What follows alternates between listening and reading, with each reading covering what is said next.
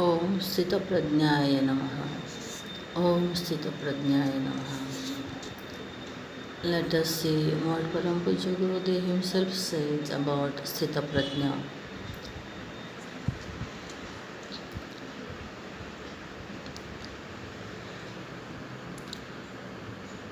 When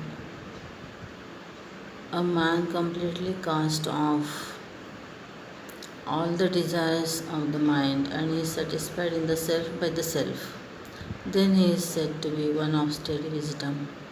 By narrating this, the inner and outer life of a man of self-realization, Gita helps us to detect for ourselves the right type of masters from the charlatans who have wolves, wear a goat skin, and enter the fold of the faithful ones.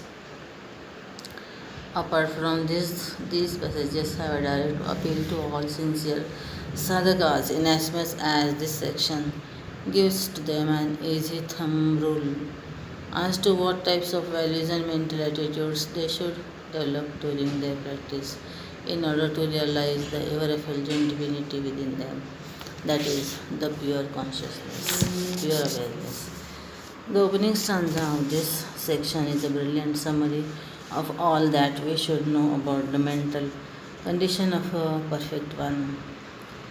The words used in this stanza can be understood fully only when we remember the significant fragrance of those words as they stand dancing among the hosts of other blossoms in the gardens of the Upanishads.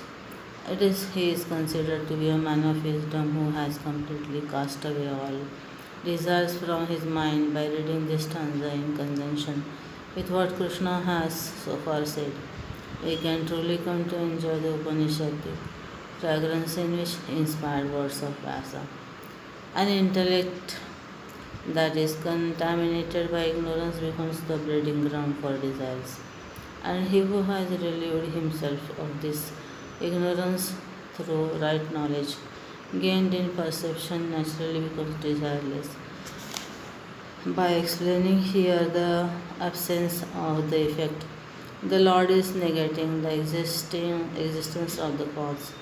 Where desires are not, their ignorance has ended and knowledge has already come to shine forth. If this alone has the distinguishing factor of the man of steady wisdom, any modern man would condemn the Hindu man of wisdom as a rank lunatic. A Hindu wise man would then become one who had not even the initiative to desire. Desire means the capacity of the mind to see ahead of itself a scheme or a pattern in which he who desires will probably be happier. The wise man seems to lose even this capacity as he goes beyond his intellect and experiences the self. This is a criticism that is generally heard from the materialists. This stanza cannot thus be condemned since it adds in its second line that the perfect one is blissful in his own experience of the self. A perfect man is defined here, therefore, not only as one who has no desires but also as one who has positively come to enjoy the bliss of the self. When one is an infant, one has one's own playmates. As one grows from childhood to boyhood, one leaves one's toys and runs after a new set of things. Again, as the boy grows to youthfulness, he loses his desire for the fancy things of his boyhood and craves for yet a newer set of things. Again, till then, in his old age, the same entity casts away all objects that were till then great joys to him and becomes to demand a totally different set of objects. This is an observed phenomenon. As we grow, our demands also grow with reference to the new scheme of things demanded. The old set of ideas come to be cast away. If in one's ignorance, when one conceives oneself as the ego, One has a burning desire for sales objects, a binding attachment with emotions, and a jealous preference for one's pet ideas. But when the ego is transcended, when the ignorance, like a mist, has lifted itself, and when the infinite ego stands face to face with the divine reality in him, it melts away to become one with the infinite. In the self, the mane of steady wisdom, self satisfied in the self, can no more entertain any desire or have any appetite for the paltry objects of the body, of the mind, of the or of the intellect. He becomes the very source of all bliss. Such a one is defined here by Vyasa as the man of steady wisdom, Sthita Prajna. And as the words were come out from the mouth of Krishna, they gather the divine ring of an incontrovertible truth.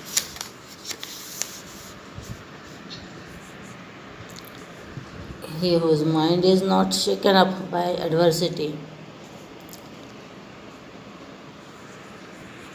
and who in prosperity does not hanker after pleasure,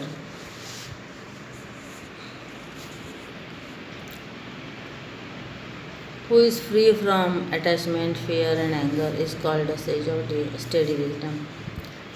In describing the attributes of a perfect sage, having explained that he is the one who has come to sacrifice all his petty desires in his self discovered self satisfaction. In the self, Krishna explains that another characteristics by which we can recognize a sage is his equanimity in pleasure and pain. It is the last stanza. Krishna considered man as an actor. Herein he is considering him as an experiencer, a bearer of body afflictions, the one who is a stable being, whose heart is undisturbed in sorrow and joy, who is unattached, fearless, and sans anger, free of anger, is described here as a Muni, a silent sage. About the emotions that must be absent in an individual who is a master in all situations. We are here pointedly told only these attachment, raga, fear, bhaya, and anger, krodha. In fact, when we read biographies of the perfected ones in the entire history of mankind, we find in almost all of them an antithesis of an ordinary man.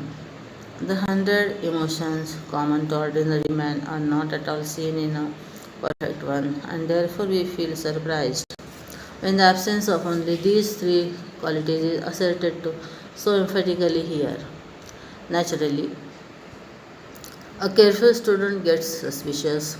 Has Vyasa overlooked all of the other features?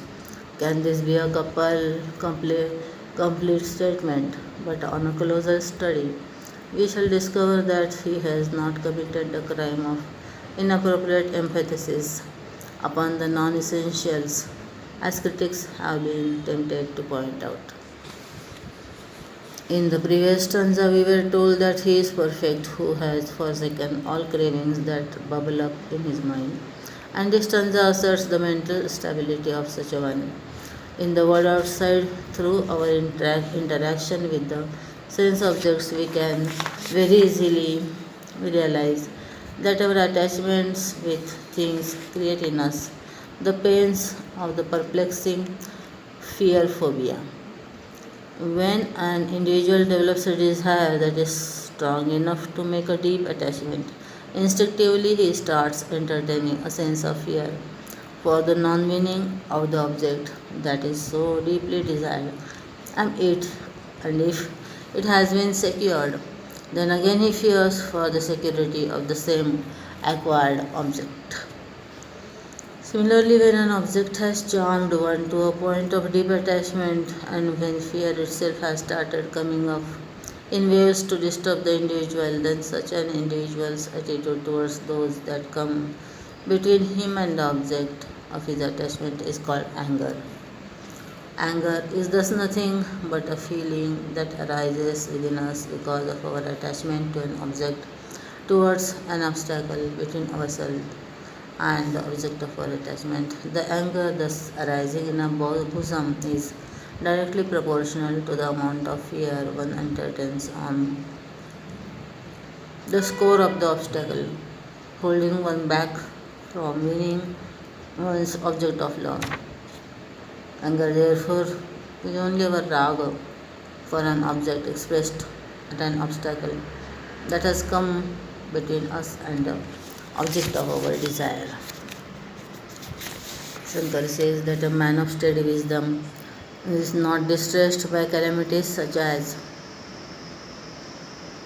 those that may arise from the disorders of the body, adhyatmika, those arising from external objects such as tigers, etc., adhibautika, those arising from unseen causes such as cosmic forces, causing rains, storms, etc. Fire increases when fuel is added, but the fire of desire in a perfect one does not increase when more pleasures are attained.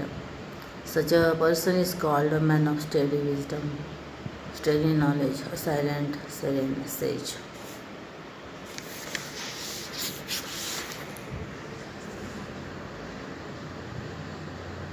Parampujya Gurudev was such a Sthita Prajna, and this becomes obvious when we read and go through his life story. Many ups and downs came during all this formation period of Chennai mission and the spade work he did in the beginning for all other ancillary organizations, sister concerns.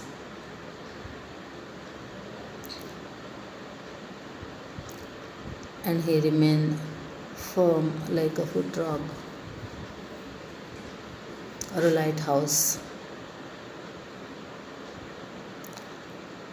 considering all these waves conducing an opposite.